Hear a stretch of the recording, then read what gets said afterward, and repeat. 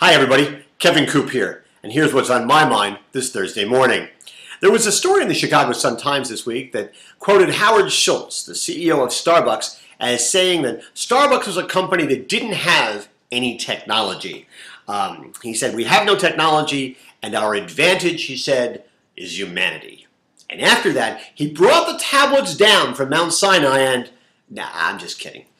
Anyway, so he said that Starbucks has no technology, and the other thing he said, which was sort of interesting, is he said that the internet is not a place to sell things, it's a place to build trust. These are interesting statements for him to make. Let me work backwards on some of this hogwash. The internet is not a place to sell things. Now, this is particularly interesting because Howard Schultz lives and works in Seattle. Okay. Seattle is a place that, in addition to being headquarters to Starbucks, is also headquarters to a little company he might have heard of, a company called Amazon. I suspect the folks at Amazon might be a little surprised by the assertion that the internet is not a place to sell things. The funny thing is Starbucks sells things on the internet. They even sell subscriptions to coffee. I know this because I have one. Once a month, 2 bags of Starbucks coffee show up at my office, and one of the reasons I do this is I'm not sure it's any cheaper, but I do it because I travel a lot, and I never want to get that dreaded phone call from Mrs. Content Guy saying, "Honey, are we out of coffee?" We're never going to run out of coffee. I'm assured of that, and quite frankly, Starbucks knows it. They're assured of the fact that we're never going to go out and buy it anyplace else. It shows up. Basically, it's the same model as Amazon Subscribe and Save. I'm surprised that Howard Schultz doesn't realize that the internet is a place to sell things. The other assertion is sort of interesting when he talks about Starbucks not having technology. In fact, they do have a lot of technology. What I find interesting is some of it they don't use very well.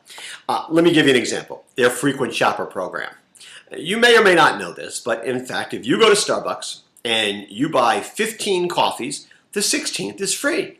Okay, that's what happens if you have one of their cards, one of their frequent shopper cards. The 16th coffee is free. What's interesting about this is that I know I've got a free coffee because they inform me by sending me an old-fashioned postcard via snail mail. Okay, a postcard. I can't quite believe this. It would be so much easier if they just tracked it on the card, okay? On the 16th coffee is free. The person at the cash register can say, "Oh, you're up to your free one." If I wanted to track it, I could go online and do it. The technology is there. They could do it. It's not a big deal. I don't know why they're sending out postcards unless the whole idea is that I'm going to lose the postcard, not redeem it, and they get credit for having given it to me. That couldn't be the idea, could it? At the same time, by the way, one of the things they ought to do at Starbucks is, because they make a big deal out of being sustainable, they ought to offer people who pay by card the ability to get their receipts via email. It would make perfect sense. It fits right into their mission. That's something they need to do. And those little pieces of paper, God knows how much space they take up in landfills because I look at it and I throw it out. These are the things they ought to do if they're going to be consistent. The technology is there for them. They've got the ability to do it, and it would be in sync with their overall mission. They're not taking advantage of the technology they already have in place. So come on, Starbucks. You can do better. You can be better, faster, stronger. You have the technology.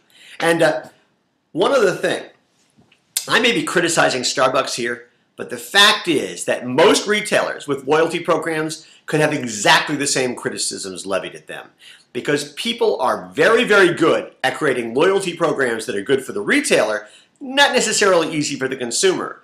Loyalty programs that seem inclined to help make it hard to redeem points, hard to redeem rewards, as opposed to easy.